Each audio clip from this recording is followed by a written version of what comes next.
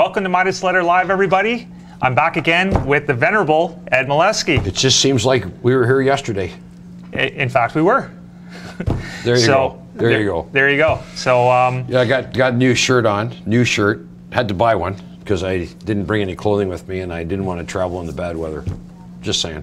Yep. Actually, for the viewers out there, Ed has stayed in town for the last couple days because of the bad weather here in Toronto. Yeah. So that would explain the shirt. They ran out of wine at the one place I was hanging out, but that's another story. It's another story altogether. So Ed, leading off, it was a very mixed session in the cannabis space today. The tier ones were up a little bit, 2-3%, nothing all that much, and there was very mixed action. So I think we're going to lead off with the gold trade today. It had a nice gap up. There's a bunch of numbers this morning in the U.S. That came out. Gold gapped up, and then it's lost about $12, $13 from the high. Yeah, like I got the big ETF chart up. GLD. Yeah. So we can look at that briefly. But you're right. It tried to turn here, and I got to get my pen. But the candle here doesn't look that good short term. You know, so we were overbought, and now we've sort of consolidated. We got a red candle today, and we're moving to the low side. Not a good candle. Might suggest some weakness in the short term. And then if it continues, then it becomes short term, becomes medium term. Yeah, I mean, that was a nasty gap up above the recent range. It's been gold's been on a multi-day downtrend, and that would continue if it closed above at the 9:10 a.m. bar this morning. It would have had a chance to break that. We had a closing high in the hourly. We did not. It was a false breakout. And it's been selling off ever since. It's down about $13 from the high, currently at the lows of the day. So, yeah, people are selling off. You know, gold continues in the downtrend, unfortunately. I think we might be setting up for a 1,300 test, and perhaps 1,287 if 1,300 falls. Yeah, and the other thing I will say is, like right here, there's an upward bias here, and we're still in that broad channel that started $100 ago. So I'm not too excited. I'm a bit of a bull. Yeah, I don't know. I need to see gold drop below, probably 1275, 1250 to get alarmed. To get really bearish? Well, yeah. You know what? Yeah, because the companies that I participate in don't even produce gold, right? Like they're not even.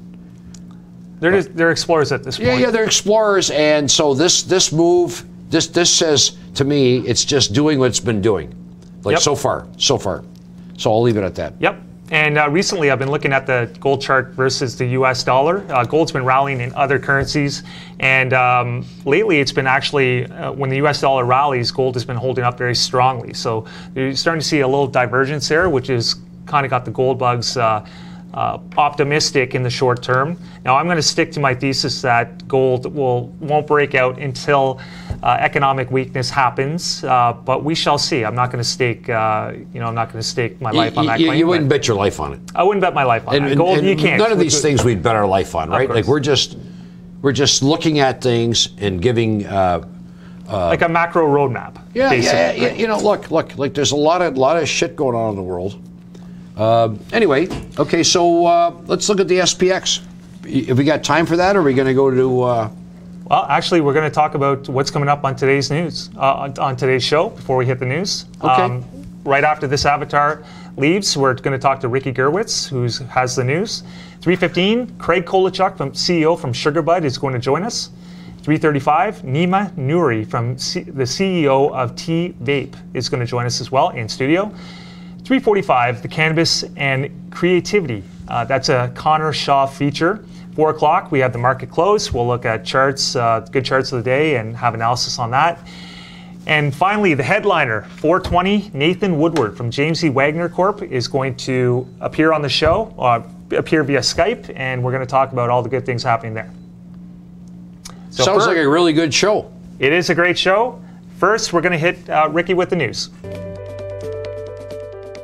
Thanks, Ben, and here are the headlines moving markets today. Emerald Health Therapeutics and Village Farms International announced that their 50% owned joint venture for large-scale cannabis production, Pure Sunfarms Corp, has entered into a credit agreement with the Bank of Montreal and Farm Credit Canada. The agreement is in respect of a $20 million Canadian secured non-revolving term loan credit facility. Pure Sunfarms intends to use the funds to finance the final costs of converting its 1.1 million square foot greenhouse for cannabis production.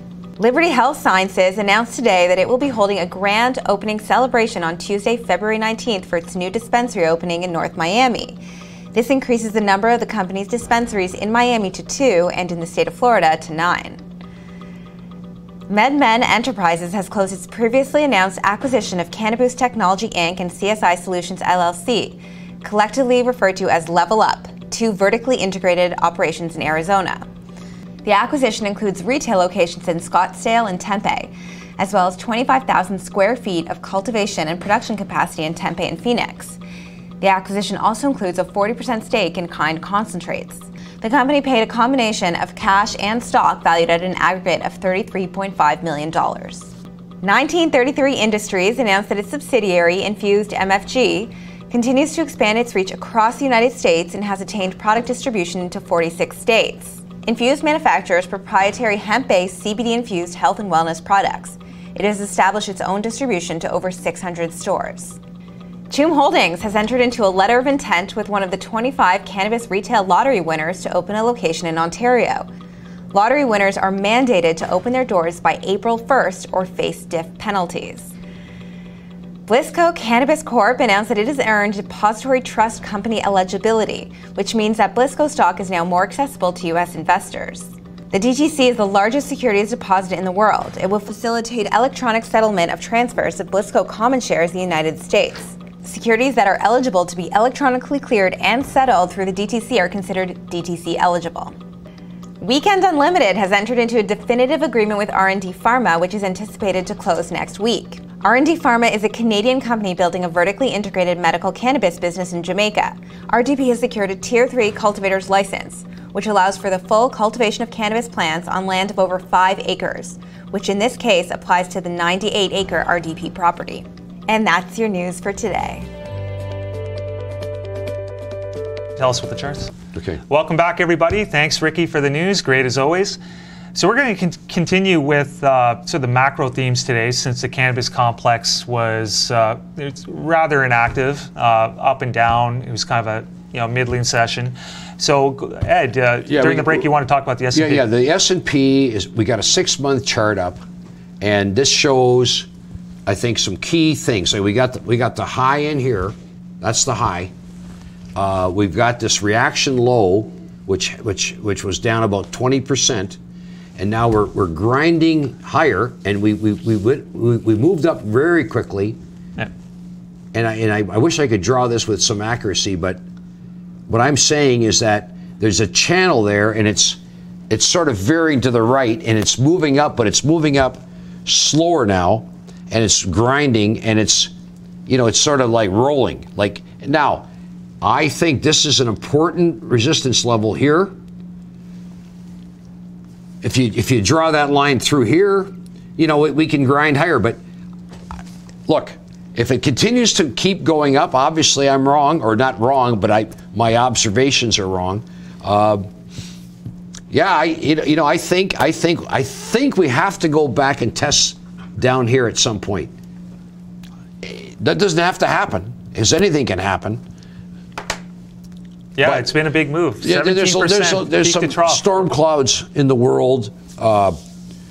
Like Christine Lagarde, talked about where's the growth going to come from. We'll see. We'll see what happens. So it keeps moving, but slower. It's moving up slower. Yep, and I'm still waiting for a technical lower high to signal that maybe the market has turned. And of course, once I get that signal, I'm going to parlay that into my writing and parlay that into the move in the cannabis sector. Yeah. And perhaps save our viewers and our readers, try to get them better entry points and maybe take profits on some of the swing term positions. So we're going to be on top of that. Anything else in the cannabis complex? Well, I was going to look at Labs again, because Labs had that unbelievable, not unbelievable, that's the wrong term, but it had a spectacular move yesterday. Great move. It moved up another 26% yesterday. It moved up probably another 10% today initially, and now it's settled back to no change. Maybe it's time to digest that move. Like, I'm just going to put up the chart here. Just 1 second. I'm a little tardy here. Yeah, about 8% this morning. The high was, I have the high at about $2.84. So there's a nice continuation move, and that move's been faded initially. But I know me and you were talking, Ed, and I think this is a strong candidate if it bases here for the next day or two and doesn't break its RTO high range at around 250. It's a strong candidate for a continuation. What do you think? Yeah, well, you know what? So here we are. There's the chart, and that goes back to its inception as a public company. The only thing I would say, short term, it looks a little vulnerable. And to where that may go, and again, this is just an observation, but it broke through the bands. Today, today's candle, not that good. Maybe it drops another 10, 15 cents, and then if you're looking to acquire some shares, maybe 20 cents. Looks like the fundamentals are improving, so that's a good thing. And we've had a breakout move, and maybe it needs to pull back a little bit. Some of the longs are going to think, I'll take some money off the table. You got big volume here. Very big volume. Very big volume. That candle today is not a bullish candle. Like I'm not trying to be judgmental. No. Just saying, I see big wicks. It just doesn't. Yeah, you guys say it how it is. Obviously, there's some profit taking right there. The question is, can we base here? Can it regroup for another leg higher? Just the news was of the quality and the valuation is such where it could. Yeah. It has that potential. I'm not sure. We'll have to monitor. And I will say this: when things go through the bands off a base like this in this case, that's not a short signal. Short signals occur in my mind when you're going up steadily and then you move exponentially up. That may be a time to short. Yeah. But this is just the first move, so maybe it's a back and fill. It gets accumulated, and away she goes. Absolutely. And if you got in on this move, again, I think if you want to stay longer term and not take profits right away, obviously we had some profit taken today right away. So just look at the hourly close, or if you want to be very adventurous, look at the 2-hour chart, wait for pivots and wait for it to close that. So even if you lose 20% of your profits, right, you'll get those big moves. That's how you make those home run moves. You don't get out during the first move. People are going to look at yesterday's 26% move in Labs and say, let's take it. I mean, that's a year for a lot of people. Right? No, there's no question. Shadow band is a question that I think we should address. Okay, absolutely. You want to read the question? Yeah. So hi everyone. I would like everyone's opinion on what percent you think someone should sell their stock. For example, I'm up 35% in one of my stocks. What's a good? In the mining sector, I've often heard say that the guys that make a lot of money, if you buy a stock and you double your money and you sell half your position, then you don't care anymore. In other words, the rest is gravy. It's like you got a free ride going forward, and you're emotionally unencumbered. Like, think about that. You put in 10 grand, you take out 10 grand, and you still have half your position. Like, what's wrong with that? Exactly. And I think if you look at the website, that is James West's investing mantra, where he takes out, something doubles, he takes out. Yeah, but I don't think he does it himself, does he? Just kidding. Yeah. I don't know if it's James or his broker. No. That's a good question. No. When you take out your cost, you're not emotionally involved. And when you're emotionally involved, you make stupid decisions. Right. I'm speaking from experience, because I've made more stupid decisions than just about anybody I know. I'm speaking from experience too, especially back in my trading days when I was trading full time. And back then it was very, very short term, right? So I was looking to make 500,000, 2,000 at a time, and pop and parlay that throughout the day for big numbers, and that happened for quite a long time. That emotionality comes on both sides. Yeah, it comes on both. Absolutely. And you know, when one of the problems is that a lot of people think actually that money makes them happy, when all that money does is take care of problems. More money, more problems. You know what they say, right? Nope. So hold that thought, okay, Ed. okay. Coming up next, we'll be speaking to the CEO of SugarBud Craft Growers. SugarBud Craft Growers Corporation is an Alberta-based emerging cannabis company engaged in the development, acquisition, production, and distribution of cannabis in Canada. SugarBud is also a high netback, cash flow oil and gas company. The oil and gas assets provide additional security to providers of non-dilutive capital. The company is currently constructing a 29,800 square foot vertical cannabis cultivation facility at Stavely, Alberta. It hopes to receive a cultivation license from Health Canada by the end of Q1 2019. SugarBud Craft Growers Corporation is listed on the TSX Venture under the ticker symbol SUGR. And joining us right now is the CEO of SugarBud Craft Growers, Mr. Craig Kolochuk. Craig, welcome back to the program. Thanks for having me. Now, can you update investors of any new occurrences with your company since the last time you were on the show about 2 months ago? Yeah, absolutely. We've had a big last couple weeks here and lots of press.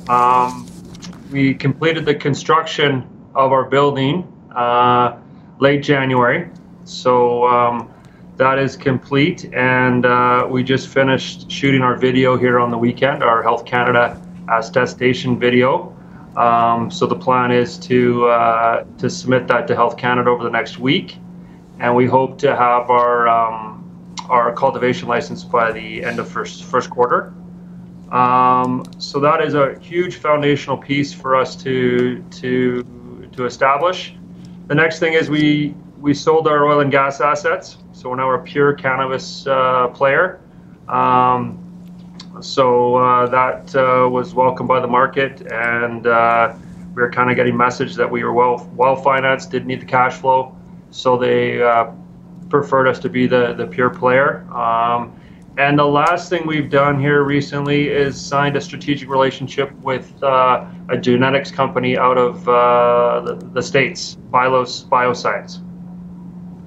Okay, can you explain to viewers how that genetic library gives your company a competitive advantage?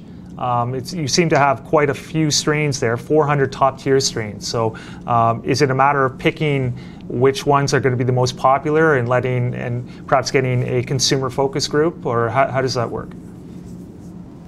Yeah, no, good question. From our perspective, we think genetics is the most misunderstood ingredient in growing superior cannabis. So sure, we have a huge genetics library, and we need to evaluate it. So what we're doing is a breeding program with Phylos. It's a 6-month program, and it's going to give us the ability to high grade our strains, let these plants express themselves, and we're going to measure trichomes. We're going to measure bud structure, and give us analytics of each plant. And from there, we're going to high grade our library and be ready for full-scale production here end of the year. And we think this is a huge differentiating factor to growing the premium product.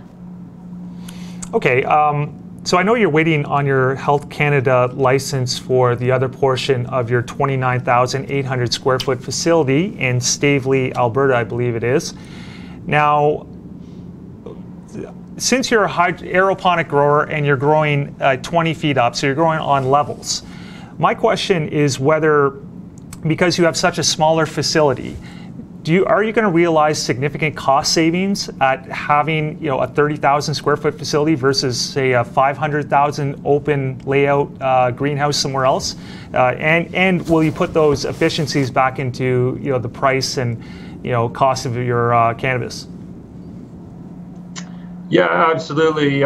We think the enclosed building is the only way to go, and we think vertical grow is the wave of the future. And to add to that, we think aeroponics is the premium play in growing cannabis. So our flowering rooms are just under 18,000 square feet, but our canopy for our 8 individual grow rooms is over 30,000 square feet. And we have the ability to grow 4 layers. Our ceiling heights are 28 feet, so it's custom designed. And as far as we know, we're one of the few purpose-built vertical facilities here in Canada. We believe once the fundamentals kick in, that this market is going to be such that the parameters are going to be how much revenue you're getting per square foot. So we think we can knock it out of the park and be that top quartile, being able to grow up and use our floor utilization. I think we're over 200% versus roughly 60-70% for traditional growing methodologies. Craig, Ed Milewski here. There aren't many companies in your space, but do you collaborate with others and discuss techniques, procedures, technical stuff, just to see if you're going in the same direction, or are you sort of looking at this by yourself? No, we definitely do not profess that we know. This vertical growing is new to Canada. If anything, we've really leaned on our U.S. counterparts. We've been down to Oregon a couple times. We've been down to California a few times, where they're 5+ years ahead of us. They have more finite spaces that they can work with, more restrictions on canopy, especially in California. So they have been going up for, like I said, for years. So we're leaning on their expertise. We are collaborating with some local growers here in Alberta, and most recently have kind of reached out to some Ontario growers as well. But I think we're not doing it. We're not working in isolation, and we're open to everyone seems to have an opinion on how to grow good cannabis, but we have tapped into the U.S. intelligence for the most part. Does SugarBud have any supply agreements, Craig? And if not, are there any supply agreements in the future upcoming in the next quarter or two? Well, we are just in the process of looking at that. We have had some conversations with the AGLC. Right now, they would like us to have our sales or our cultivation license first, but we're looking at getting vetted by them. With us being on the verge of getting our cultivation license, what's really changed here since kind of post legalization is the ability to export. And some of our competitors have been tying up these sales contracts in Europe, more specifically Germany, Spain, Denmark. And so from what we've heard, the pricing is phenomenal. You're getting roughly $8 a gram Canadian, and the appetite is huge. The market is untapped. This is primarily just or solely for medical.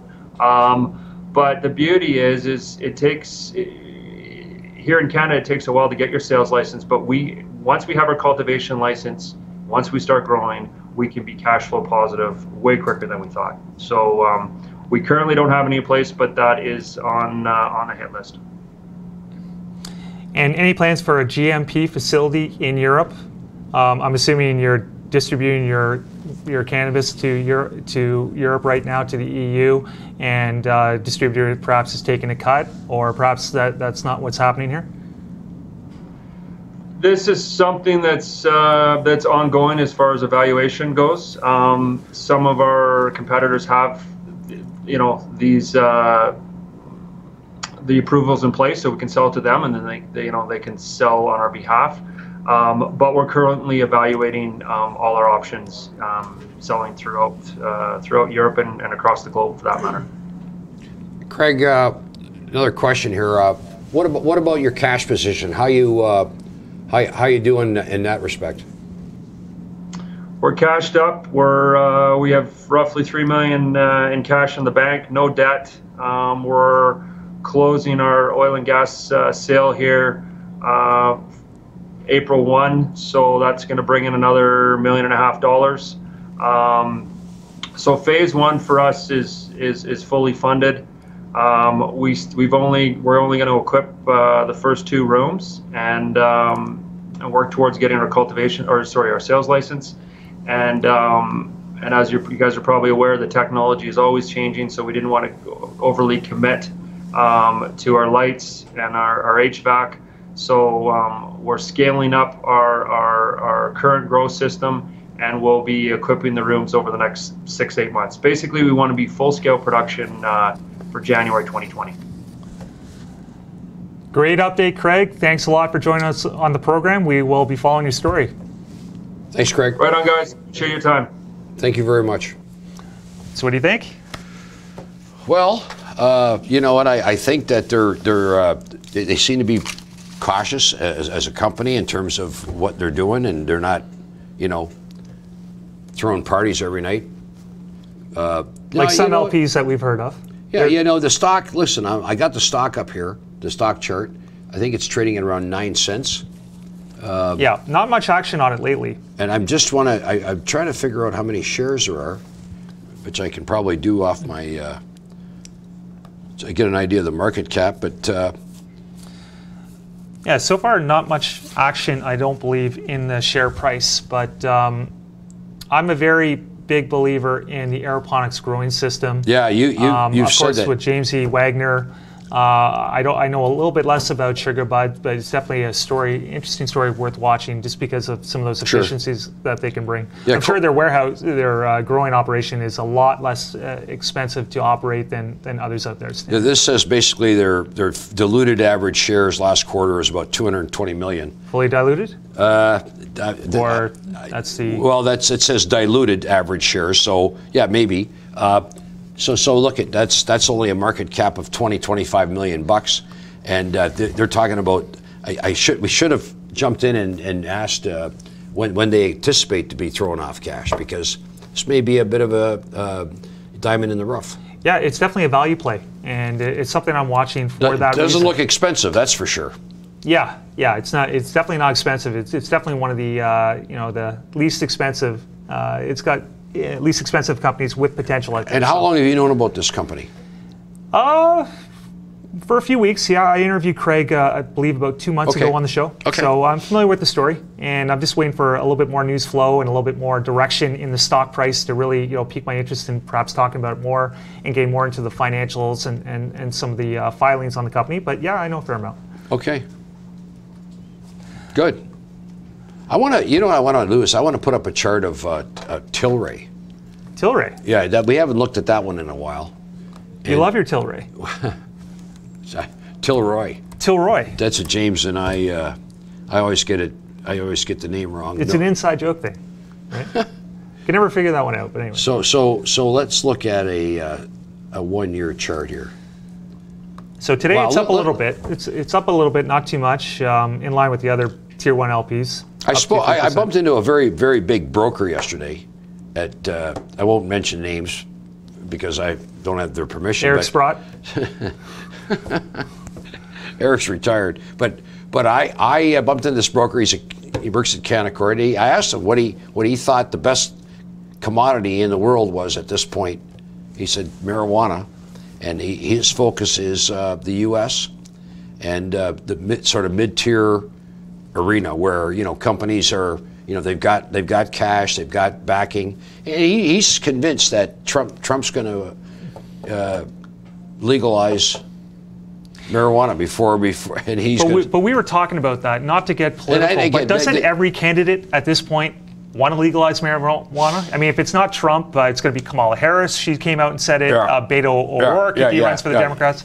So who doesn't want to legalize cannabis at this point? Anybody who goes against that platform, as we saw with Pete Sessions, is going to be, that's a time bomb. I mean, that's a career ender right there at this stage. There you go. Yeah. And I when I look at Tilray, and Tilray is one of these companies that had this exponential move. It looks to be basing now, right? It looks to be like if you look at. And again, It's definitely in the hourly downtrend, but hourly. Okay, but I mean, if you look at this one, consolidating on the daily, I would say. Yeah, consolidate like this move here, right? This, in other words, that seems to be, you know, moving away from that. Like, in other words, it corrected, now sideways. If it breaks that line to the downside, then I'm going to get bearish. But right now, I'd say if it started to turn up, it might be a long, you know, like a trade, a good trade. It could be. Yeah, So I mean, what have I said? I haven't said much, but look at the volume in here. And the only negative or negative would be that more and more paper is going to come pre-trading here as time goes on, which crowds the. Yeah, it adds to the supply-demand dynamic. Yeah, right. freeway. Absolutely. Absolutely. Privateer Holdings, their biggest, by far their biggest holder of paper, they committed not to sell in the first half of 2019. So there is an opportunity there. I'd agree with that. If Tilray could have a closing high above, I would say, you know, the main pivot right now is around the $90 mark. So you need an hourly closing high above that. Well, that's a daily pivot actually. On the hourly, we're looking at maybe somewhere around $80. Yeah, if you can get above that, it has a chance for 91, and then close above that in the daily. Then who knows? And I think if you look at charts of the bigger capitalized companies, the ones that have billions of dollars of market capitalization, and you look at those, they may give you a clue about the smaller ones, and only in the sense that, look, if the big ones are holding in, it may look like another move is coming, another spike. Yep. And that would bring up the small ones too. So sometimes you don't have to look at the small one to look what's going on. But you know what? Like Labs yesterday had a brilliant move, and looks like there's more contracts coming there. Yeah, we'll see what happens. I think if you're looking to swing a position or looking for a long-term entry, play the technicals until a piece of news comes out that's material, right? Like the Labs news. Obviously, it's a huge material contract that they received, so that is going to dominate the price action for the next little while. If Tilray, when it's sort of in a quiet period, when there's no news flow, then you have to rely on the technicals a little bit more. So, investors and traders have to sort of swing in and out depending on what's moving the stock right now. In Tilray, I don't see a lot of news flow, over the past few weeks, so it's going to trade more on a technical basis, I think, right now. But I'm sure management's sitting around thinking, like, what do we need to do? But look, this has been a successful. If you get caught up in the hype, you're obviously, Yeah, if you got caught up at $290 a share, $295, like a 150, you got caught up at 150. I think honestly, that there's very few actual traders who got caught up that much. Sorry, investors who got up that much. It was, once it got past say 175, and the high frequency trading algorithms start kicking in, predatory algos start pushing it up because there was no, everybody was caught short, and it was just in the cycle. Yeah, investors weren't there at this point. It was just caught in that high frequency trading loop, and it was just a trading vehicle at that point. But somebody printed it at. Yeah, 290. Well, hopefully they got out right. I think they got out right away or pretty soon. But how do you know? How do you know? You don't. You don't know. Yep. You don't know. Anything else that you want to look at right now? Well, I want to look at. I want to speak to the CEO of TVape. At the present time, we'll return to the charts a little bit later. Okay. Follow us on Twitter, Instagram, LinkedIn, and Facebook. Make sure you never miss a show by subscribing to our YouTube channel and clicking on the little notifications bell. If you're interested in getting monthly actionable investment ideas in the cannabis space to your inbox, subscribe to the newsletter at MidasLetter.com.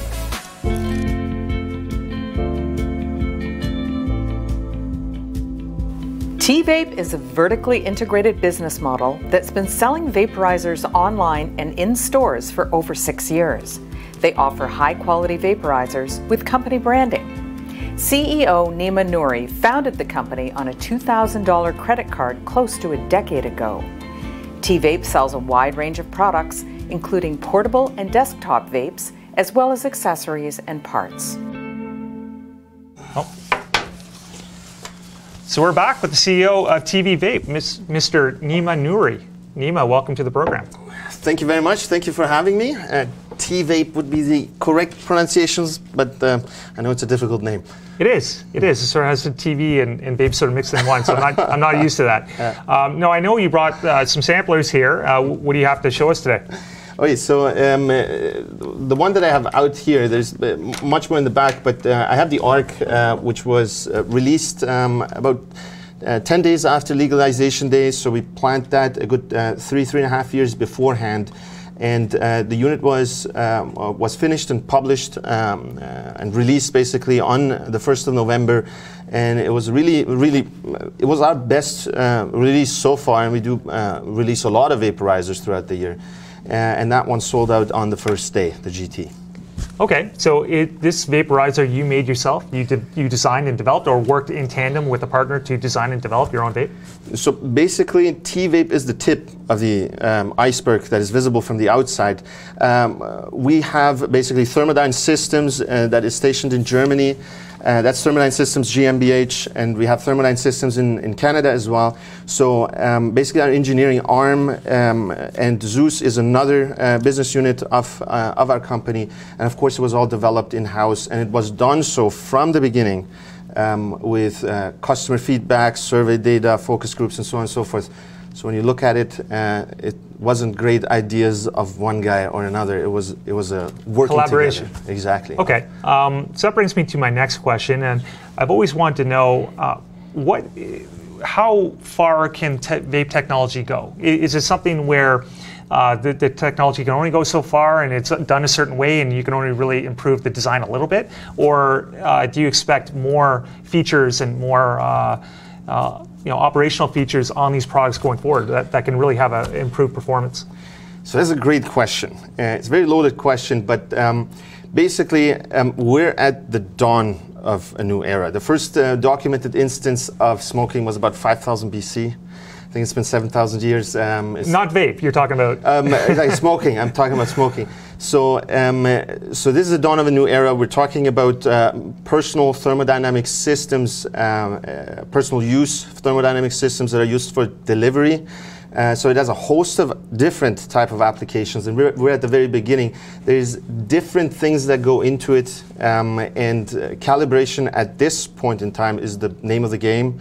Features can be added, but not all of them are things that customers are asking for. But with time and with the technologies getting more advanced, it's just like, I say, smartphones or laptops. The first iPhone that came out versus what it became. Okay, so you're talking about more efficiencies, heating up faster, things like that, things that will actually improve it in a material way. Things of that nature. One can look at vaporizers as a small thermodynamic system. So you have a heating element, you have let's say a central processing unit, you have batteries and so on and so forth, and all of these things are constantly being improved. So the semiconductors you see on the cell phone front, whatever they do, it determines what happens, how small they can get, how powerful they get, how much thinking they can do, how interconnected they get. For example, one of the let's say further out projects that we have already put parts of the infrastructure in place is the communication through the cyberspace, basically, and the basically the taking of usage patterns and communicating back what the level, let's say, of usage of the individual is and when they need to reorder. Now, I know legislation is not ready for that yet, but those are things that are going to just revolutionize the industry, and it just requires time for the Western world to catch up with it. Right, right. Now, I've recently become aware of a vaporizer, I forget the brand, but one that can be activated with a smartphone, where you can actually heat it to a certain temperature and obviously get the the terpenes and different levels of THC or CBD that you want out of it. Do you have a product that does that you could activate from your smartphone? And if not, is one upcoming? Yes, there's about 3 of them available now, but that's a very, very good point you raise, because the ARC deliberately is firmware upgradable, but it doesn't work with an app. Because during the development process, we started asking, and this is information that we did publish before, we started asking who actually wants to do that. Because when you want to vaporize, you want to vaporize, and you want to smoke, or you want to vape within seconds, basically. You don't want to play around with your phone, you want to vape. Exactly. In fact, 21%, if I remember right, 21% of people actually cared. And of those 21%, you got to think of it as a conversion rate. About 5 to 10% maybe use it. The rest set it up and don't use it for 3 months. So it matters what you do with that feature, not just that it is in there. Okay, so you've actually focus grouped that aspect out and realized that people actually don't really want it at this point. It's a very low threshold of people, so it's not really it's on the roadmap, but it's not a priority for you. This goes a bit beyond a focus group because we had, for example, just TVape.ca. That's a Canadian website. I'm not talking about any of the other websites. We're one of the top opinion leaders in the sector globally. So 6 million views in the last year, and I'm not talking legalization time. It just goes up from there, right? I'm talking the year before, 6 million views. So what we do when we send out a survey, and this is published, this is on our blog, for example, and you can see how many emails, surveys we sent out and how many respondents we had. I think that survey that I quoted had at least 750 respondents that took part in that survey. So it's not just 5 people thinking that's what you're going to do with the app. You have enough data there to make a conclusion. Yes, Ben, yes. Okay. So what next for the company? How are sales going? Are you meeting your sales thresholds? And what comes up next in the next 2 or 3 quarters? I know you're not a public company at this point. Is perhaps going public on the roadmap as well? So I want to answer the first part of the question. That's a loaded question on its own.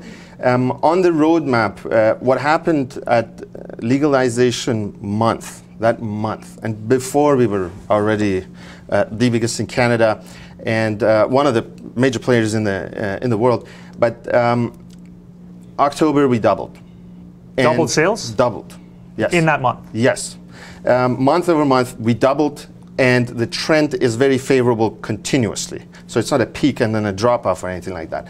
So with that, we believe that we have a big duty to the Canadian basically economy, as our politicians took quite a bit of risk to take Canada towards, let's say, legalization, and that the Western world is going to dominate after that. We think we have a great duty to make sure that Canada plays a big, let's say, role in the vaporization segment on the innovation front. So we do have innovations like the cartridge system that's going to be disposable, and it's going to be available in not too long of the future. We believe that is the next game. So when you talk about the future, not only are we connected already to most of the supply chain, so in the legal spectrum we already have, let's say, business interactions, POs and so on and so forth going up with at least 60% of the stores that are licensed. And I'm not counting all the head shops and stores and LPs that we had from before, right? So we can literally play a big role in which way the segment goes, and we intend to do that. And we also are one of the major opinion leaders. So you're active on the policy front. Do you have a window with the government? Do you have a liaison, if you want to call it? We do always get our opinions to them. But we don't do so out of the, let's say, outside of the channels that they intend to. So that's everybody can do that. We do it as well, right? We do it as a company. Maybe they care more. We know that they basically read our stuff, but I wouldn't say that we have power to influence those things beyond what, let's say, any other institution would have. That being said, when it comes to that, so there's cartridge technology, and on the oil front, I didn't bring the portfolio here for display today because the GT is already launched. People know it. There's thousands and thousands of units out already, and we just launched in November, you know. And this is a premium unit. Reviewers called it like it's something out of the Porsche design portfolio. And Forbes called it "quote unquote" badass. I think you got to bleep me there out. But basically, we have on the oil front as well. We have the most comprehensive portfolio that will meetings and so on and so forth. There's more than a couple dozen scheduled. Will launch mid next month. So we'll be a big player on the hardware front, just like we have been in the past. Okay, and lastly, cannabis, of course, for export is restricted in most countries around the world. Is it the same thing for vaporizers? Obviously, it's a different category. Do you have any restrictions with, importing your product in other EU countries, for example? Luckily, no. We do have an office and a subsidiary in Germany that we're capturing Europe with. They're doing amazing in very short order. So we don't have that. So that's why when you look at LPs and they say we have this brand and that brand, and you may look at it and at the current state it may be 3D renders of a packaging and so on and so forth. When we talk about our portfolio, our top 2 brands play in the top 5 brands of vaporizers in Canada. And we're talking about approximately 300,000 SKUs circulating in Canada right now. So we can enter every market much sooner than any cannabis player can because we're much more broader set up than that. So we are already expanding globally. And you're cash flow positive as a country, yes. As a company, of course. We're very profitable, and I say that, tagging along to it, that we are successful because we're also very profitable for our supply chain partners. They also make good money, and I'm sure they love us as much as we love them. That's great. Now, last question. I know the previous last question was supposed to be the last question, but do you plan on going public anytime soon? I don't think you addressed that. No, I didn't. I've been pitched more than a couple dozen times by many different people. I don't believe it is necessary for us to go public because we don't need funds on that scale. We are very profitable. Things are progressing, though. In the private spectrum, we are open to strategic partners that would want to invest because we do double, as you see, rather quickly. And in order to keep that up more effectively and be able to capture the globe, we are open to that. And of course, I think one of your guests was Alta Corp, one of the best investment bankers I know, that do represent us on that front. And of course, if there's opportunities with people that have strategic depth, we do look at that. But public at this point in time, I don't think it is necessary to do that. We're much more agile being private. Great. Well, that's a great update, Nima. Thank you for joining us on the program. We appreciate it. We'll be following your story. Thank you very much, Ben. It was a pleasure. Great. So right now, we're going to take the time to listen to some education. Earth Dad, wake up, Ed. Do you know there's more stars in the universe than there are grains of sand on all the beaches on the earth? Now that they can prove, they prove that using, mathematical estimations of how much sand is on a typical beach, and they use, the 10 to the power notation. Yeah, there's probably 10 times as many stars as there are grains of sand. Now just think about that. If that were true, you'd say, holy shit, we're probably very, what's the word I'm thinking of here? Like we're meaningless. Like it's nothing. Earth Dad, wake up, Ed. So, joining us on the program now, we have our production guy, Conor. Hello, how's it going? Yeah, so I am on today because I've done a segment on cannabis and creativity. So the idea behind the segment was to explore how cannabis can impact upon how people make creative art. So whether that's with things like music, whether it's with things like painting. So yeah, that's why I'm on today. Yeah. Excellent. So what did you find out? What were your findings on creativity aspect of cannabis use? Cool. So people use cannabis in a lot of different ways. So some people often use it to relax in the evenings. Some people use it just recreationally for fun. But I certainly found that there are a lot of people who find value in cannabis using it as a creative thing. So yeah, it's known for that, right? It's been known for a long time for yeah, absolutely. boosting creativity. Yeah, sure. I mean, it's been. There's if you look at the history of sort of music and art over the last century or so, you are going to find people who've utilized cannabis in that way to sort of enhance their creative output. But so we spoke to a couple of different people. One of the things I did find is, for people who use cannabis quite a lot, maybe they don't find it as creatively impactful, but for people who use it quite rarely, sometimes they find that they have much more profound experiences. But it really is used by people in a lot of different ways. Creativity is just one of them. Yeah. But certainly there's definitely benefits to using cannabis, I think, or it seems like there's benefits to using cannabis to enhance your creative output. Yeah, I think anecdotally too, a lot of people say that it's a case of too much would sort of kill that aspect of it. In school as well, where people use it for such conditions as ADD, it's sort of a case where the more you use it, the more it becomes more of a habit, and the less your system really uses it, gets to use it for a certain purpose. Yeah, certainly. I think that's with every kind of drug. So even like alcohol, if you're using it too much, it's going to have negative consequences, and I think that also applies to marijuana too. But like I say, the spectrum of how people use cannabis in terms of the creative process sort of varies, and that's what we were trying to find out in the feature. So I did, quite a bit of research into how people use it differently. Some people find it makes them more focused creatively, and they're able to focus on their work much more. Some people find that it allows them to think outside of the box a little bit more. So do some people find out that they could produce shows a little bit better using cannabis? Well, I don't know. I didn't speak to anyone who produced a show. We don't do that here, luckily. But no, it can be, like I say, there's a lot of different ways that cannabis can make you feel more creative, and that's really what we were trying to explore in the next feature, and what I've been trying to explore over the last few weeks talking to people. Great. Well, I'm looking forward to seeing it. Cool. In fact, it's coming up right now. Let's take a look at the segment. Creativity has always been a part of the human experience. For thousands of years, humankind has used our innate creative impulse, unique amongst our species, to create great works of art. From the very simple to the very complex, the human mind's ability to utilize creative thinking has had a profound effect on how we perceive and shape the environment around us. But how does cannabis play into this? Aaron Lammer, host of Cannabis and Creativity podcast Stoner, tells us more.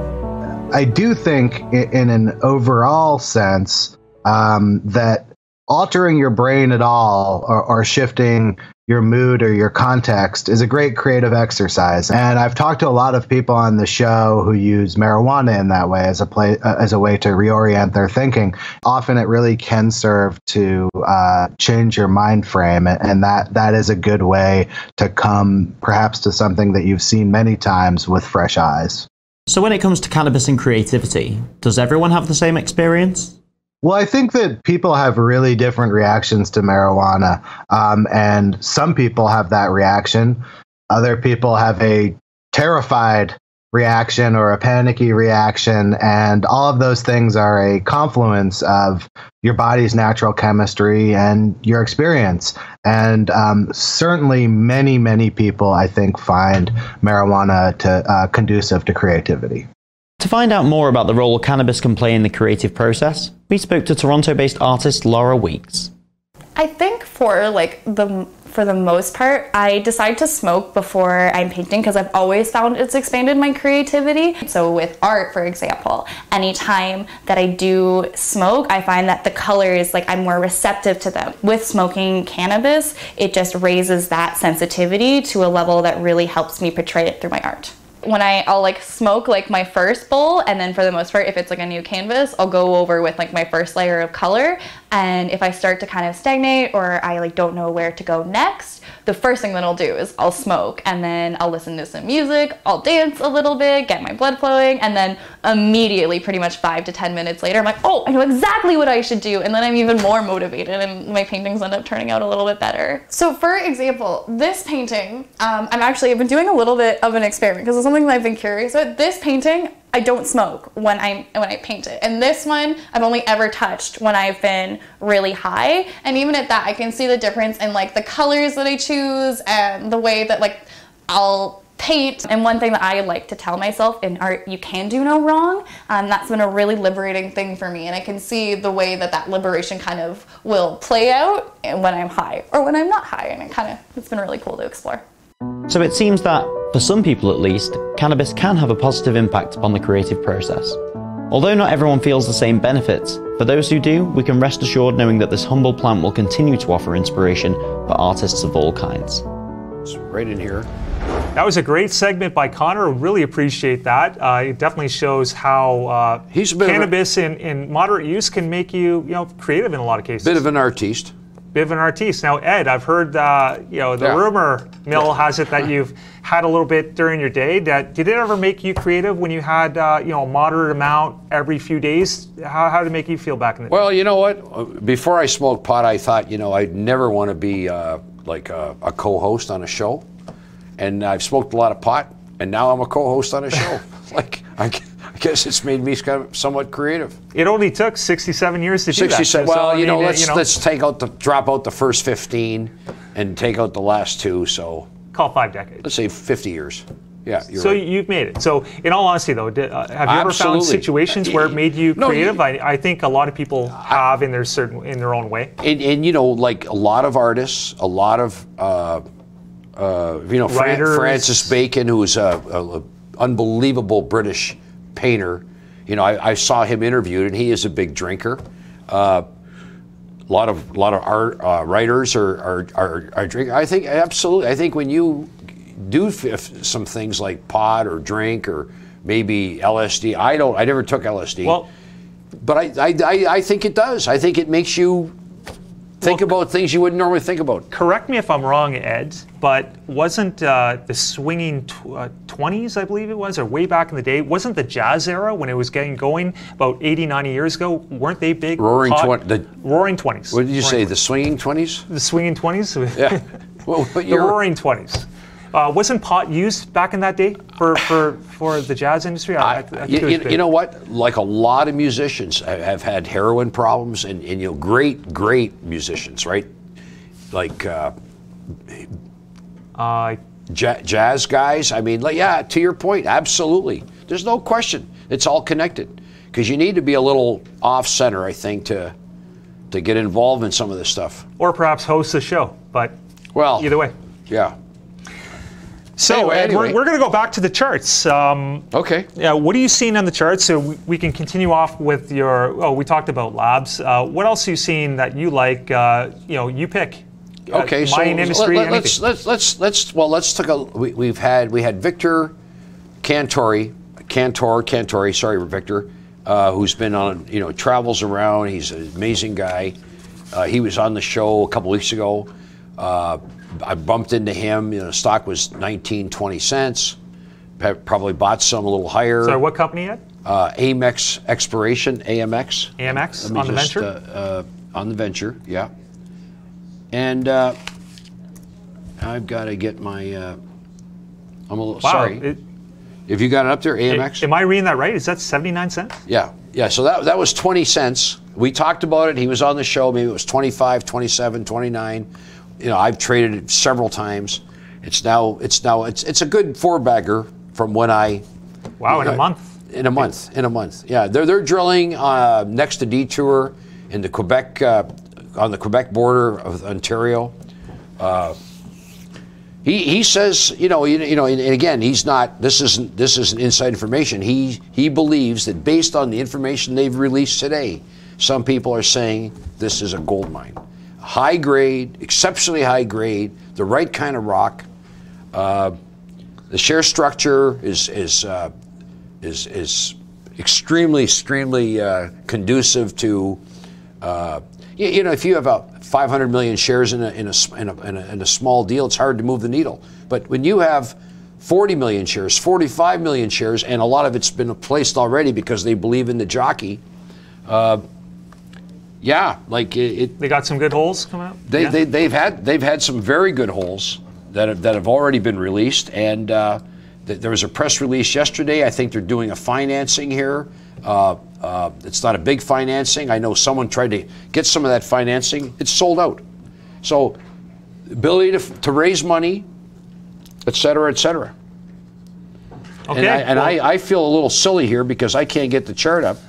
That's okay. That's something we're going to follow. Anything that's a 4-bagger within a month is definitely grabs the market's attention. Look, I'm not one to jump into deals, but Victor's a class act, and do I want to buy it at 80 cents? Maybe for a trade, but obviously if you put $10,000-$15,000 in at 20-25 cents, and you extricate it at 70, 75, because to say you buy it at 20 and sell it at 80, that's not practical. But Definitely. Maybe you bought it at 25 and you sold it at 65. What's wrong with that? Yeah, that's something we're going to follow closely. Last time I checked, when you go to the grocery store, they want cash. They don't want paper. Something we're going to follow closely. Now we're going to swing it to the Canadian Cannabis Index. We're looking at the we're looking at not the big board, we're looking at the CSE, Canadian Cannabis Index, and we're looking at the losers. There's quite a few in the double-digit range. Is this the big index? Nope, this is the Canadian Securities Exchange Index. So a lot of the juniors, it's very mixed day today.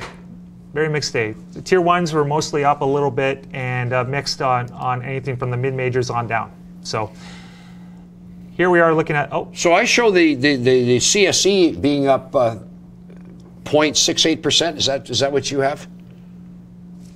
I don't have the charts up right now, but in a mixed day, it was something like that. It was something on the flat line. Yeah. Yeah, 0.68%, I believe. So leading that, VCAN, Ventura Cannabis and Wellness Corp. I've been hearing a couple things about that one. I just been, because I know it's almost doubled over the past few days. It's a deep penny stock, not something I generally follow, but it's been on this board a couple times. So here it is again. Now it's up to 11 cents, up 2 cents to 11. Yeah. CanX Capital Holdings, written on them before. It looks like 120 was the top of a range. If I'm looking back, and it's hitting that now. So there's probably a few things going on there. I'll have to check that out.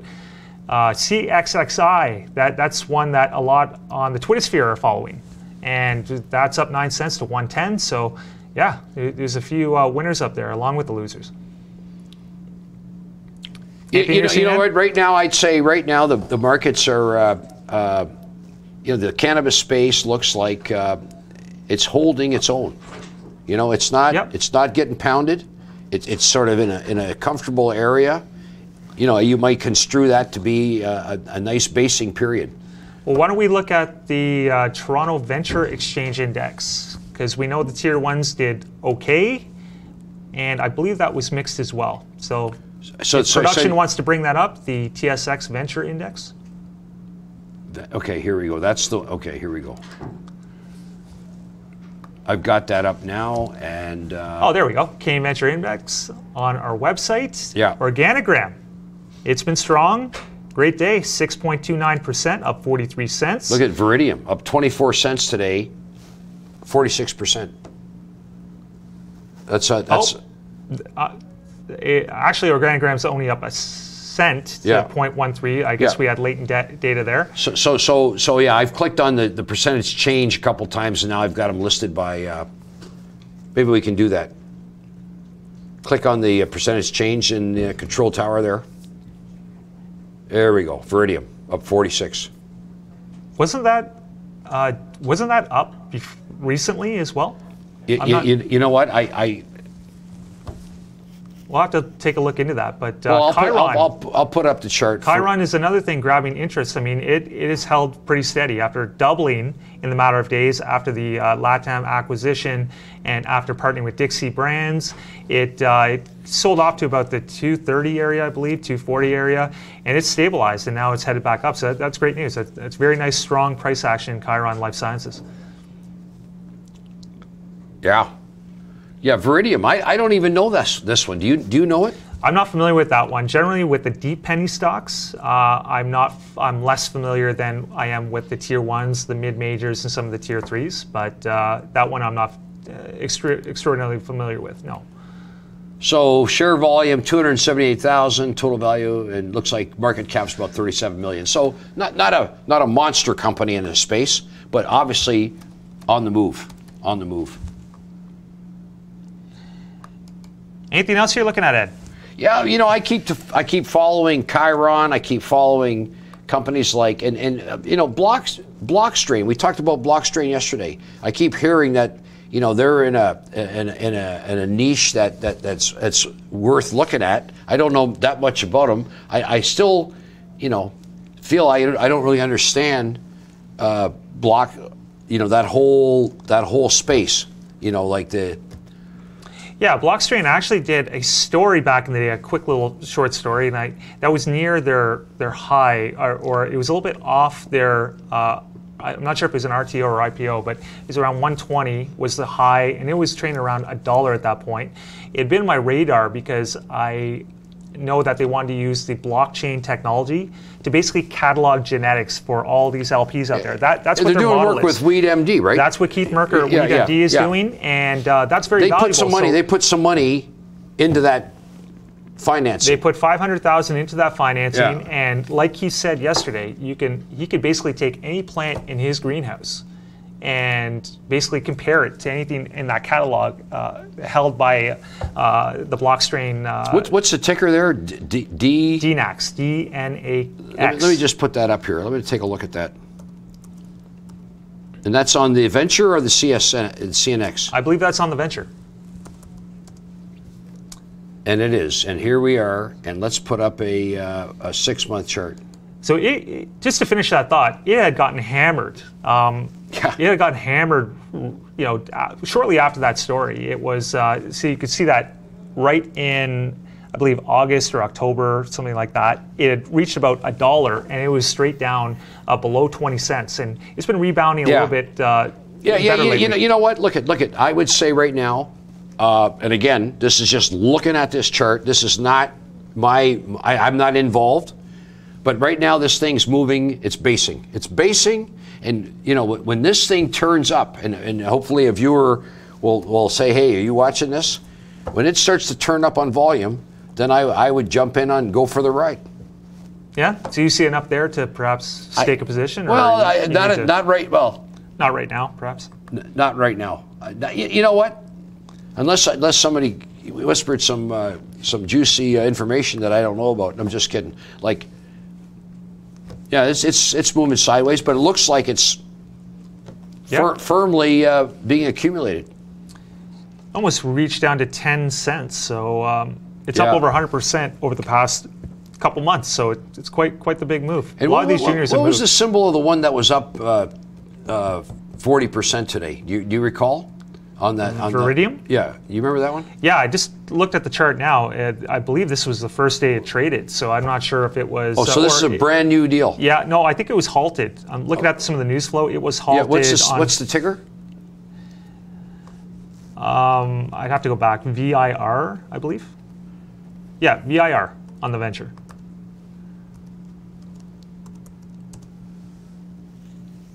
So looking at the recent news flow, complete acquisition of EFX Laboratories resumed trading. So it had been halted for a while. Yeah, it was halted since early January. But look, this thing was $1.10 in October.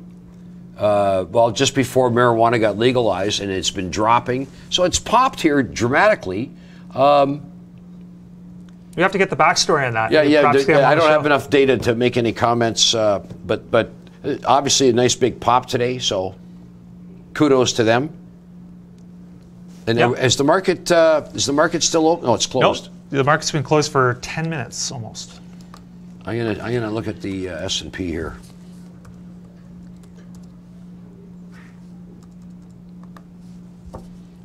Yeah, another strong day for the S&P, right in the midday of its range, up, 6-7 points. I'm going to put up a shorter term chart. Yeah. You know what? I look at that chart and I say, you know what? I'm astounded that this thing is going on, and I am a technical guy. I would say we're getting close to a correction. But I don't have any real.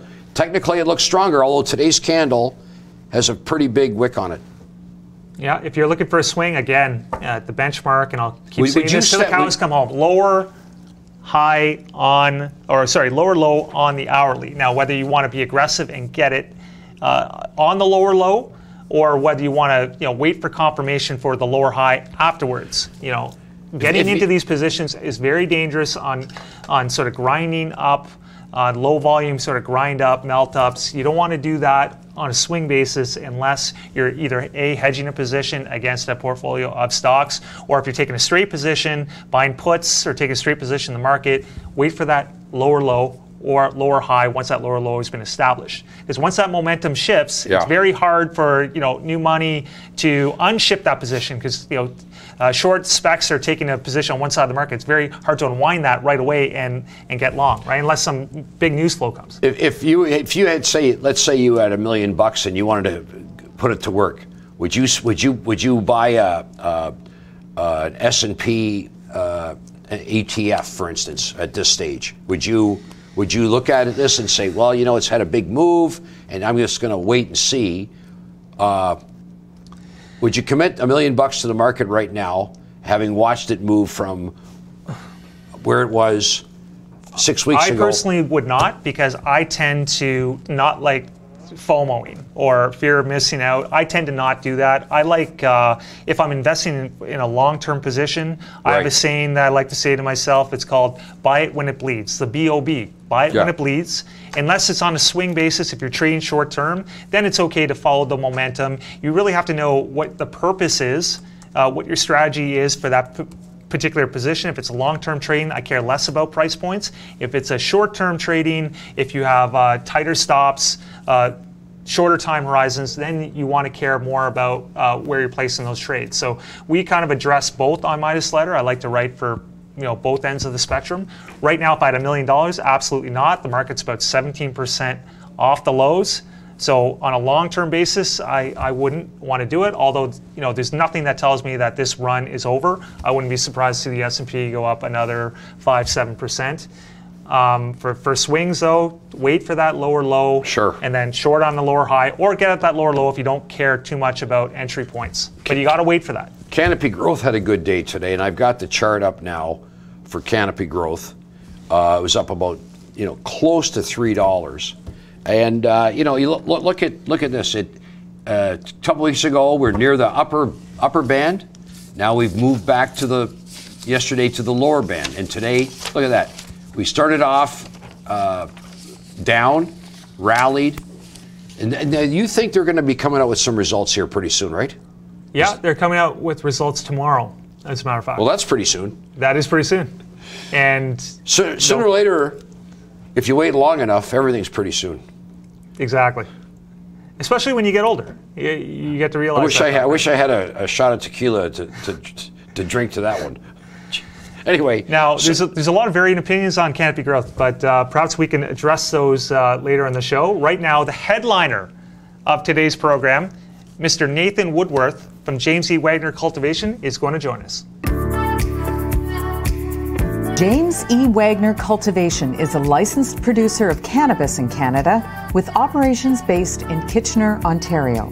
The company uses an advanced and proprietary aeroponic platform named GrowthSTORM. GrowthSTORM is designed to achieve a balance of air and water at the root zone and a more controlled delivery of nutrients to improve the plant's health. This proprietary system is designed to eliminate all contaminants from the cultivation facility, allowing for a controlled growth environment to provide clean and consistent cannabis every life cycle. James E. Wagner Cultivation trades on the TSX Venture under the ticker symbol JWCA. Welcome back, everybody. In our studio right now, we have a very special guest, one I'm very familiar with and I like very much, Mr. Nathan Woodworth from James E. Wagner Corp. Well, thanks very much, Ben. We're very fond of you, too. Thanks, Nathan. Now, I want to get right into yesterday's press release. It had been a fairly slow news cycle over the past couple months, but yesterday you broke out of that. You announced that a royalty agreement with Wellness Farms about the deployment of your GrowthSTORM dual droplet system. Can you tell us the significance of that agreement and whether you expect more licensing agreements going forward? Absolutely. It has been a slow news cycle. We've been focusing on executing, and we've been in talks with a lot of different companies to license our technology. Aeroponics is a fundamentally revolutionary technique, and the GrowthSTORM methodology is as revolutionary to aeroponics as aeroponics is to other cultivation methods. So we're very excited to have signed a definitive agreement with the Wellness Farm team. They're a terrific team with a really strong, growth side and a business side, which I think makes them the ideal first partner for us. And there's a lot more to come there. We're targeting some rapid growth in that area, and we want to license this technique out to both established LPs and to new licensed producers looking for the right methodology. And it is established as a royalty or streaming agreement, which means that there's minimal burden on our partners up front, ensuring their success and allowing them to launch out of the gate as quickly and as easily as possible. Great. Now, I understand that you have some publishing. You're going to publish some data on the GrowthSTORM dual droplet system. I think that was scheduled for the first half of 2019. Is that still on track? And what should investors expect once that data comes out? So it is on track. We're actually just in the process now of implementing the new dual droplet technology across our entire platform. We're very excited about it. I think it's going to yield some really significant improvements in plant health metrics of all types. And we've seen that on our prototype runs, and I think we're going to refine to an even more extreme improvement in the current mature form of that technology. Fundamentally, what we're doing is separating out our nutrient solution. All nutrient salts are different. And as we separate out into two separate solutions and deliver them in two separate droplet sizes, we're optimizing in a way that hasn't even been considered yet. Our products are often compared to some of the best in the industry, although we haven't had the opportunity to distribute to too wide an audience yet. We're looking forward to our new facility coming online and doing so.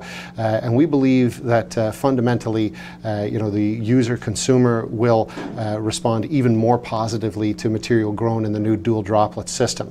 And we are going to put together a report and publish some comparisons, which we're going to compare to traditional methodologies. We're going to compare to the original GrowthSTORM system, and I think there we're going to see that steady increase in our ability as we continue to expand our technological reach. Well, that's great news considering some of the substandard LP bud out there. Obviously, that's a work in progress. So it seems like there's an opportunity for a good cultivator to come in and increase market share. Now, I want to switch gears to, you were saying how JWC, how you're expanding at JWC2, and you're currently waiting for your licensing. And for that to happen on the JWC2 portion of your complex in Kitchener. Are there any timelines of when investors can expect that to come online? Have you received any indication? And can you tell us how you plan on how the scaling process is going to happen once you procure that licensing? So, I can't ever speak with certainty when it comes to licensing timelines. I've been in this business long enough to know that that's at someone else's hands. On the other hand, we're in active communication with Health Canada and with other licensing elements there, and everything seems to be moving rapidly. We are a very compliant LP, and we are very up to date on our SOPs and on all of those procedures. So we believe that we are rapidly approaching the point at which we will finally get to bring plants into that new facility, and we're very excited to do so. We've designed a rapid implementation paradigm using the support of our pilot facility. Within the first week of bringing plants into that facility, I expect to have plants in flowering, and we're going to quickly ramp up from there. Our goal is to constantly maximize our efforts as we ramp up into that facility, and we've set everything up which we believe will support that in the long run. In the meantime, we're not standing still. We're building, we call our groups of grow rooms pods. Each of our pods contains about 8 or the equivalent of 8 of our grow rooms worth of space. And we're going to bring on a second pod sometime in the next 6 weeks or so. A month after that, we'll bring on 2 additional pods. And we're going to keep building. There's no reason to stand still here. We can produce high volumes of top quality product, and the industry needs that, as you observed earlier. So, we're going to keep pushing toward bringing on more and more space over the next few months, and we hope those products will be available in the recreational market as well as the medical market in hopefully a short period of time. Great. Now, can you explain to the viewers who are not aware of the aeroponics growing methodology, can you explain the different differentiator advantages that James E. Wagner has versus conventional, the conventional LP with a conventional open layout greenhouse? How do you stand out from those type of conventional growers? I think there's a lot of different methodologies out there. So trying to answer that in a general sense, I think I go back to some of the general advantages of aeroponics. In aeroponics, we can create a perfect root system. Those perfect roots are a result of the roots hanging suspended in the air. And we mix them with a specialized, designed nutrient solution. And that optimizes the root zone growth, which translates into optimized growth within the canopy. And when you optimize a plant, suddenly you have the ability to control the total total system. You can create a reproducible, repeatable result, which means that you're going to produce the same high quality product every time. We can maximize our yield. In the last quarter, we averaged about 210 grams per plant. Other companies that report this number report numbers up to 154 grams per plant. So we're significantly above the average there. And we're going to continue to work toward that optimization. You see from some of the pictures in the background there that our canopy is dense and regularized. So we're able to continue to drive high volumes of plants through that process. Another significant element, which is often overlooked in our industry, is crop loss. It's really easy to lose a cannabis plant. In the last 4 months or so, we've grown about 900 plants at our pilot facility, and I believe we've lost between 6 and 8 of those plants, which puts our total crop loss numbers in the very low single digits. No, it's funny that you mentioned that, because I was actually speaking to a private cultivator out in BC yesterday, and he was theorizing that a lot of the LPs of actually the crop losses actually reaches over 50% in some of these cases, as they're still working out some of the kinks. So your crop loss is actually that low within, as you said, 6 or 9 plants out of 900? Yes. And I believe we're going to continue to shoot for a number below 1% that's going to continue to reduce over time. There's no reason to lose a plant if you have perfect control over the system. One of the things that I'm fond of saying as a person who's been growing for many, many years, I don't take the title of master grower, because once you've mastered growing, you don't need a master grower. And this system is that mastery. So bringing the GrowthSTORM system into your facility will grant you the ability to produce crop after crop with almost zero loss, high quality product again and again. And really, that ability to do that also results in some tertiary benefits. We do bring out high volumes of product from our grow rooms, and we do it on a repeatable basis, but the product that we grow out frequently has 0 biological contaminants. Other companies use gamma irradiation, very powerful radiation, in order to destroy any biological contaminants in the material. After the irradiation process, it tests as 0. No bioremediation. Our product tests as 0. So do you expect that even when you're at full capacity, do you expect that some of your the product coming out will not need irradiation at that point? Because there's been some speculation that that's drying out some of the product that we see in the marketplace right now. Do you expect that won't be necessary, or does it kind of depend on a crop by crop basis? JWC has never sold a gram of irradiated cannabis, and we never will. There is no need to irradiate quality cannabis. It is a process which, despite the fact that scientifically I don't necessarily agree that it damages the product. I understand that the consumer doesn't want us to do it. And we've come up with better ways to moderate that process. We can, in this industry, avoid irradiation if we use the proper controls. Our grow rooms are clean rooms, and everything in there is passed through multiple levels of sterilization upon reuse. The air is cleaned in 4 different ways. The possibility of contamination is very low. My brother is our QAP, and he and I have frequent conversations about what product we would be willing to sell. And we have drawn that fairly firm line. We don't feel that there's a need for us to do that, and so none of our dried flower will ever undergo that process. Okay, great. And lastly, I wanted to ask you about organic certification. I wrote a story on Midas Letter a few months ago where you mentioned that that was on the roadmap, or you think that it will be eligible for that. Any timelines on that, although you can't predict? I think it's an ongoing discussion. There are some restrictions currently in the way they maintain organic certification, which makes it, in some degree, based on the roots being encased in soil. Really? So they don't make exceptions for that? Or? Well, You're working on that. In the meantime, I'm preparing to produce product which uses only organic inputs. We can produce material which uses organic nutrients, which doesn't use any harmful chemicals. We can produce product that has all of the benefit of an organic product. That certification is a gateway that is controlled by others, and we will certainly do our best to navigate through it.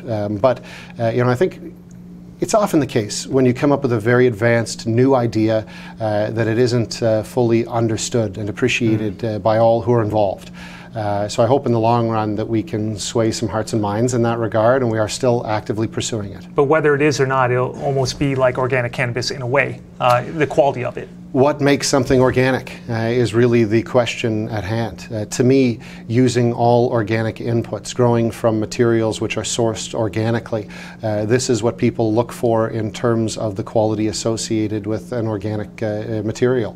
And so I think we can achieve that. Whether that's something that people associate the same value with is another question. I'll leave that to them to decide. Well, great interview, Nathan. Thank you for showing up on camera. I appreciate that. Anytime, Ben. Happy to be here. Look forward to following your story more. Great. Great. Coming up this week, we have Michael Carradine from Tree of Knowledge, Jim Hamilton from Neptune Wellness, and Socrates Rosenfeld from Cannabis Predictions for 2019. His name really Socrates? Yeah, I think so. Interesting. Sorry about the organic thing. I had meant to mention it to you at some of the point, but Yep. So we're still live. The Canadian Venture Index. We're looking at some of the losers here. We're looking at CiaPro, 9.68%. It is down today. VPI, Vitality Products Inc., is down, if Ed moves his head, 5.88%. And we have Tetra Biopharma, 76 cents, down 4 cents. So again, Ed, we have some mixed results. Mixed results on the today. complex. Bit of a flat day here. I'm gonna get high. That's one way of doing it, right? Yeah, that's not very much fun. So what do you think, James C. Wagner? Very much looking forward to that interview. I hear a lot of good things. Stock looks reasonably like undervalued relative to a lot of its peer. But there aren't many. How many companies would you say are in this space? Would you say? Well, aeroponic growers, probably not that many. Actual licensed producers who grow aeroponically, I think it's something like 4 or 5 maybe. And James C. Wagner is leading the way. I like their chart too. It's off the December lows quite precipitously, and it's built a nice base around 65 to 70 cents. And volume's been pretty steady. A lot of the big candle volume bars have been on the upside, not on the downside. So to me, it looks like there's an accumulation phase. We shall see. I mean, it's tough not to be excited about what Nathan is presenting here on camera. I think we should, Chiron's up 7 cents today, back to close to 290. I think the high was 313. Companies that usually in quieter markets that stick around their highs, usually they go higher. Like, you don't want to short, you never want to sell into a boring market or short a boring market. I've learned that the hard way. Yeah, never short a dull market. That's a big axiom on Wall Street, right? On Bay Street too. Well, there you go. The cemeteries are filled with people that can't be replaced. There's another one for you. That can't be. Well, yeah, it figures, and a lot, and the cemetery, the graveyard's filled with a lot of traders as well. Yeah, so. yeah. There was this air crash. It's not that funny, but that plane flew into crashed into a cemetery in Newfoundland, and the comment was how many people died, and they said like 400 or 500, and they're still digging. Anyway, death humor. Not everybody's into death humor. You know what? Anyway, you know what? It's been a long week, and it's going to be. We're only halfway through. We're only we're only on hump day. Hump day. Hump day. Hump day. But you know what? In all fairness, Ed has not gone home. Like we said at the beginning of the program, he's not gone home for 2 days because of the snowstorm. Yeah, I is feel ongoing here in Toronto. Yeah. I think I'm gonna have to go out and buy a new shirt. Have a libation tonight. Something different. No. So here we are. We're getting down to the crunch here. It looks like we got 20 minutes, 20 seconds, I should say. 20 seconds. Final thoughts, Ed? Final thoughts before we end the program? Yeah, perhaps another death joke. If you're trading the market and you're going to be wrong, so try to make money being wrong. Like, in other words, be wrong but make money. That in itself is another education, but we're going to leave it there. Thanks for joining us here on Midas Letter today. Yeah. We hoped you liked our segment. We'll see you again tomorrow.